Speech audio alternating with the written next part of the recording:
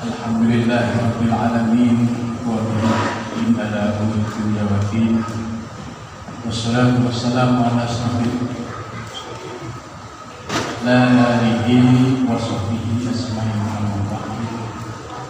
Rabbi shrah li sadri wahlul 'uqdatam min lisani yafqahu qawli. Amin ya rabbal alamin. Yang kita muliakan dan kita hormati bersama Abu Syekh Abdul Wali Al-Qalibi, mudah-mudahan beliau senantiasa diberikan kesehatan oleh Allah Subhanahu wa taala. Amin. Diberikan panjang umur. Amin. Dan bisa senantiasa membimbingkan kita menuju Allah Subhanahu wa taala. Amin.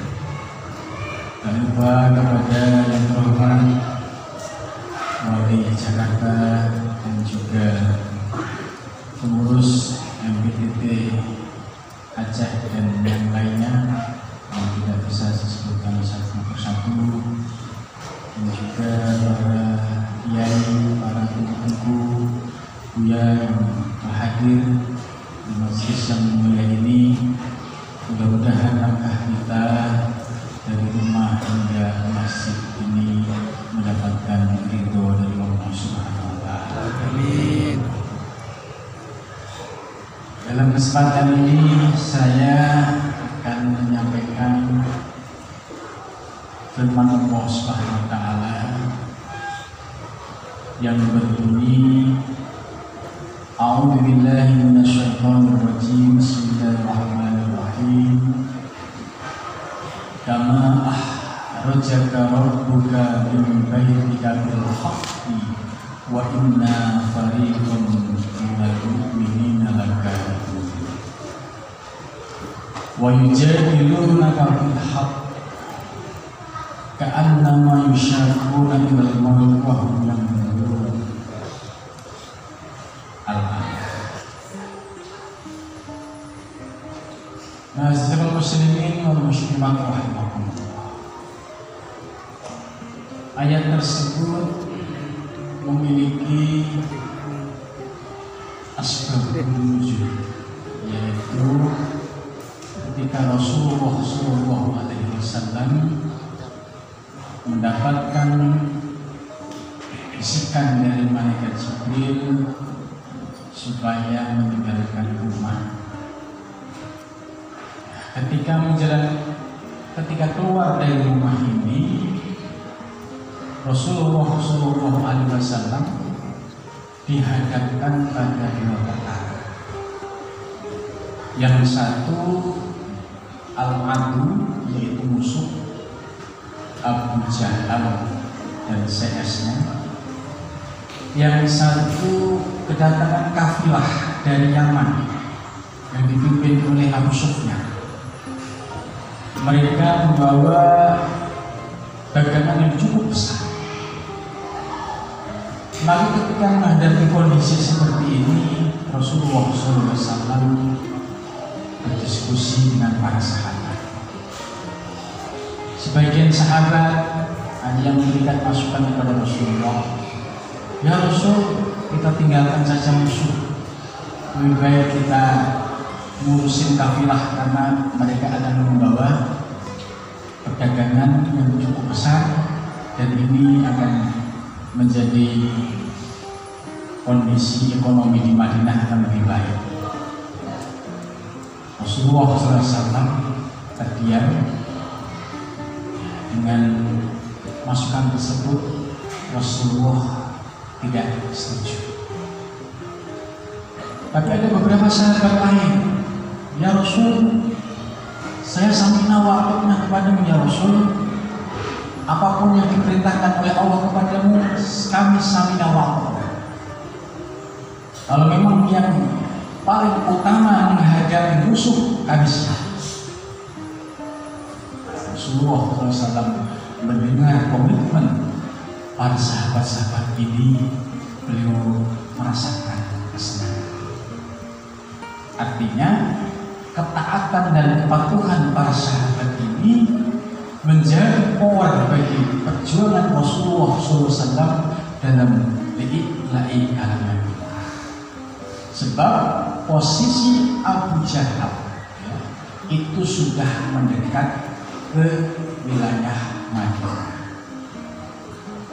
Maka akhirnya Rasulullah SAW memberikan semangat kepada para sahabat, kalau kalian memiliki sikap seperti itu, insya Allah kalian akan mendapatkan pertolongan dari Allah Subhanahu wa Ta'ala. Maka di dalam ayat kama yahru juga min baitika, sebagaimana Allah telah memerintahkan dirimu supaya keluar dari rumah ya, bil haqqi, dengan cara yang hak, untuk memperjuangkan sebuah kebenaran. Wa inna fariqum minal mu'minin lakarihun, akan tetapi ada sekelompok orang mukmin yang tidak suka. Ini menggunakan wa inna fariqum, kelompok minal mu'minin, dari orang-orang mukmin, lakarihun, mereka tidak suka. Yujadilunaka bil haqq, bahkan orang-orang yang tidak suka membantah kepada Nabi dengan terang-terang. Ka'annama yusyakuna ilal maut, seolah-olah mereka itu kalau diajak menghadapi musuh sama saja kayak menghadapi kematian. Nah, persepsi umat-umat yang goyah imannya ini digambarkan dalam ayat ini, mereka seolah-olah kalau menghadapi musuh pasti hitung-hitungannya kita kalah. Kenapa? Karena dari jumlah pasukan antara kekuatan umat Islam dan kekuatan Abu Jahal CS kafir Quraisy cukup jauh. Jadi di situ di tafsir Al-Jalalain dijelaskan, digambarkan seolah kita ini akan datang ke tempat jagal. Ini persepsi dari pengikut Nabi atau orang-orang yang lemah imannya. Kita nggak bakal menang, kita akan kalah karena kita nggak punya kekuatan apa. Akan tetapi, ya, Allah sudah berjanji. Ayat berikutnya, Allah sudah berjanji kepadamu dengan salah satu dari Taifah. Sikap yang diambil oleh Rasulullah SAW di antara dua pilihan tadi, menghadapi musuh atau menjemput kafilah, Rasulullah lebih memilih melawan musuh. Sebab musuh ini kalau tidak diselesaikan dengan tuntas akan menjadi kendala di dalam dakwah li'ila'i kalimatillah. Ternyata pilihan Rasulullah SAW ini benar, memilih melawan musuh, ya, diberikan kemenangan. Setelah menang juga ada kesempatan menjemput kafilah yang membawa perdagangan, sehingga dua-duanya dapat diperoleh oleh umat Islam dan Nabi besar Muhammad SAW. Jadi ini janji Allah. Kenapa kelompok-kelompok yang disebut al-aqd harus diselesaikan? Ya karena ini sebagai penghalang. Maka ketika penghalang bisa diselesaikan, secara otomatis dakwah Islam akan berkembang dengan baik tanpa ada gangguan. Nah, kemenangan ini sudah dijanjikan oleh Allah Subhanahu wa Ta'ala. Maka dalam ayat berikutnya, ya, yuridullah, Allah berkehendak, liyuhikal haqqo, ingin menunjukkan sebuah kebenaran, bi kalimatihi, dengan kalimat-kalimat Allah. Jadi dengan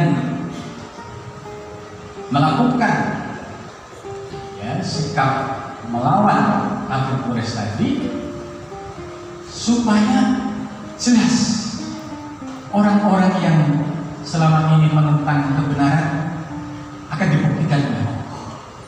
Liyuhiqqal haqqa, akan ditunjukkan mana yang hak. Wa yaqta'a daabirul kafirin, dan Allah akan memutus mata rantai orang-orang yang kafir, orang-orang yang ingkar, orang-orang yang maka dalam ayat ini lebih jelas lagi. Kenapa demikian? Allah ingin menunjukkan yang hak biar nampak yang hak, waliyuhiqqal batil, supaya yang batil juga nampak batil. Ya, walau karihal mujrimun, dengan cara seperti ini ya, mereka orang-orang yang munafik, orang yang fasik, dia merasakan tidak senang. Dalam ayat berikutnya dijelaskan bahwa ini sebagai kabar gembira, supaya umat mendapatkan ketenangan, tidak diganggu lagi dalam syiar Islam. Wa man nasru illa min indillah, tidak ada pertolongan kecuali pertolongan dari Allah Subhanahu wa Ta'ala. Bahkan Allah Subhanahu wa Ta'ala sudah berfirman, andai orang-orang yang berjuang bersama Nabi meminta pertolongan kepada Allah, niscaya Allah akan memberikan pertolongan dengan melipat gandakan para malaikat. Dan terbukti dalam sejarah perang, walaupun umat Islam 300 menghadapi 3.000 orang kafir, tapi dilipat gandakan oleh Allah 300 seolah-olah 300.000. Akhirnya mental kelompok kafir Quraisy menjadi siun, mentalnya semakin turun. Akhirnya peperangan dapat dimenangkan oleh umat Islam. Ya, ayat ini ya, tentu kalau kita kaji, peristiwa ini adalah peristiwa pada zaman Nabi besar Muhammad SAW. Tapi dalam kaidah usul fiqh, al-ibrah bi ummil lafzi la bi khusus sifat. Yang bisa diambil pelajaran dari makna peristiwa ini bukan dari peristiwa terjadinya dari dua kelompok tadi, akan tetapi makna substansinya, bahwa tantangan dakwah pada zaman Nabi dan zaman sekarang itu pasti ada, dan sikap kita sudah diberikan contoh oleh Nabi besar Muhammad SAW. Maka yang al-adu musuh ya, harus diselesaikan. Kalau ini bisa diselesaikan, maka kafilah ini sebagai simbol kemudahan-kemudahan, keberkahan bagi orang-orang yang istiqomah membantu perjuangan Nabi, itu pasti akan memberikan keberkahan lahir dan batin. Jadi ini merupakan isyarat dari Al-Quran tentang pentingnya kita berjuang di jalan Allah SWT. Mudah-mudahan jelasan dari ayat ini dapat bermanfaat dan dapat menjadi motivasi kita untuk terus istiqomah di jalan Allah SWT. Mudah-mudahan kita diberikan kekuatan dari batin dan senantiasa diberikan bimbingan oleh Allah SWT. Ya, sebagai ta'aruf perkenalan, saya ya, kalau dititelkan disebutkan ada doktornya, Dr. Ali M. Abdillah M.A. Ini kalau disebutkan. Saya aktif di Majelis Ulama Indonesia sebagai Sekretaris Komisi Pengkajian Penelitian dan Pengembangan. Jadi setiap ada peristiwa-peristiwa kasus-kasus keagamaan, itu pintu masuknya melalui komisi saya. Ya, alhamdulillah selama periode sebelumnya kami sudah banyak berkiprah melakukan penelitian-penelitian yang menjadi tugas dari MUI dalam khidmatul ummah, melayani umat, dan sebagai sodikul hukumah, mitra dari pemerintah. Selain itu, saya juga sebagai pengurus pusat Jamiah Al-Thariqah Al-Muqtadarah An-Nahdiyah, yaitu badan otonominya PBNU yang mengurusi thariqah seluruh Indonesia. Kemudian selain itu saya aktif sebagai dosen, bahkan kaprodi S2 Universitas Nahdlatul Ulama Indonesia di Jakarta. Kemudian saya punya pesantren kecil-kecilan yang saya rintis dari nol. Alhamdulillah saat ini sudah mulai berkembang dan bisa menjadi wadah untuk berjuang di jalan Allah. Ya, kedatangan saya untuk ke Aceh ini adalah kedatangan kedua. Padahal kerinduan saya ke Aceh itu sudah lama. Sebab saya mengkaji tasawuf, ketika saya mengkaji tasawuf Nusantara, itu pintu masuknya pasti dari Aceh. Tokoh pertamanya pasti kita nggak bisa tidak harus menyebutkan Syekh Hamzah Mansur. Terus berikutnya kita harus menyebutkan Syekh Samsuddin As-Sumatera. Kemudian berikutnya Syekh Abdul Rauf As-Singkili. Dari Syekh Abdul Rauf As-Singkili ini tasawuf menjadi berkembang di seluruh Nusantara. Di Jawa dibawa oleh muridnya yang namanya Syekh Muhdi Pamijahan. Di bagian Sumatera dibawa oleh Syekh Burhanuddin Makan. Sampai Jawa itu sampai NTT NTB. Di Kalimantan dibawa oleh Syekh Nafis Al-Banjar. Di Makassar dibawa oleh Syekh Yusuf Al-Makassar. Di Patani Thailand dibawa oleh Syekh Daud Al-Fatani. Di Tegalu dibawa oleh Syekh Abdul Aziz. Jadi dari Aceh menyebar ke seluruh Nusantara. Ini semua adalah santri-santrinya ulama Aceh. Maka kerinduan saya dalam ke Aceh itu sudah lama. Bahkan saya kalau mengkaji kitab selalu mengirim Fatihah buat Syekh Hamzah Mansur, Syekh Samsuddin Sumarkani, dan Syekh Abdul Rauf As-Singkili. Alhamdulillah kerinduan saya terobati. Ketika saya ke Malaysia, tiba-tiba tanpa diduga bisa ziarah di makamnya Syekh Samsuddin As-Sumatera. Saya agak sedih, makamnya sepi. Itu kalau dipindah di Jawa, itu ramai 24 jam. Alhamdulillah tadi sempat ziarah juga di makamnya Syekh Hamzah Mansur. Makamnya juga dirawat, ya kondisinya sangat untuk berbaik. Karena kalau kita menjaga makam para wali, itu sama saja beliau akan memberikan doa kepada kita. Maka kalau makamnya para wali diabaikan, ini kalau ada apa-apa tidak akan ikut di backup, ya, tidak akan diambil. Karena para kekasih Allah itu punya karomah. Ini yang harus ditanyakan. Nah, kedatangan saya ke Aceh ini sebagai saksi ahli atas undangan dari MPRT terkait dengan persoalan yang sedang disidangkan di Pengadilan Tata Usaha Negara.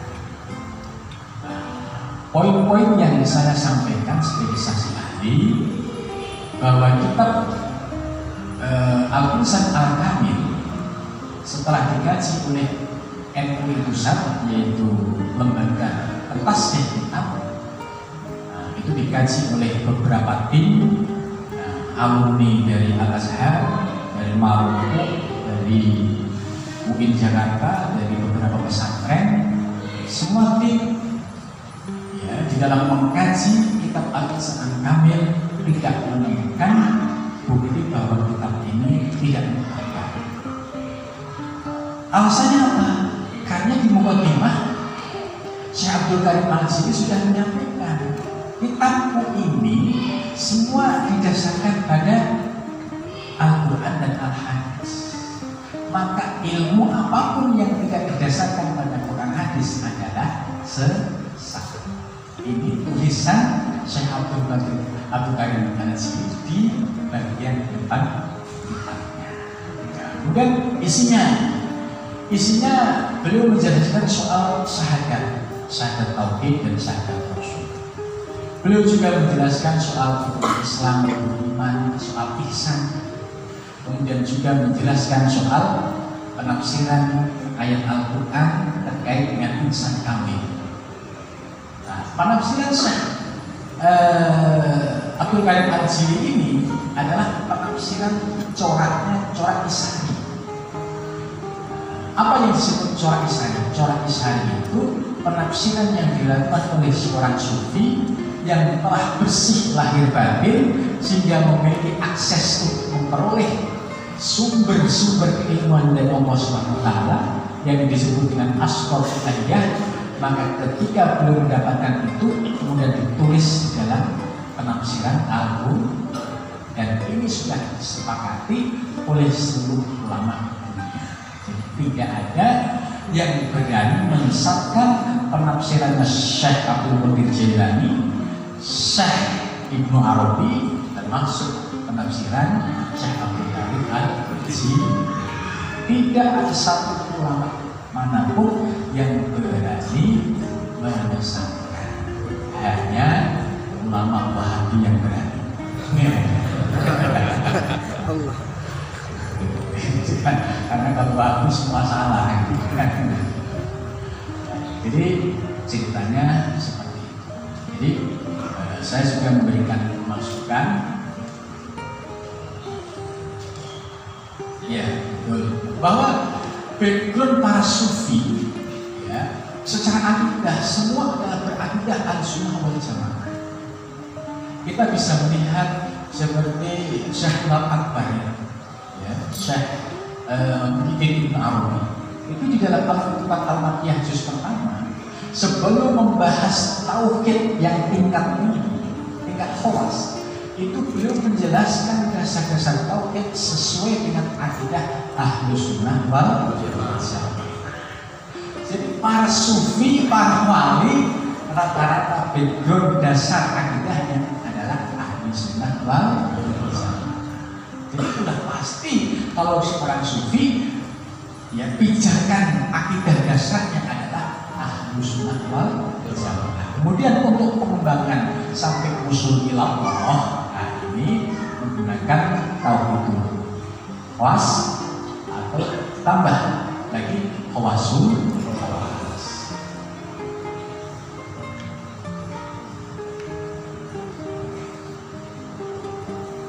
Ya, mudah-mudahan bagi yang belum paham soal ini, kita doakan difutuh oleh Allah SWT, diberikan pemahaman. Amin.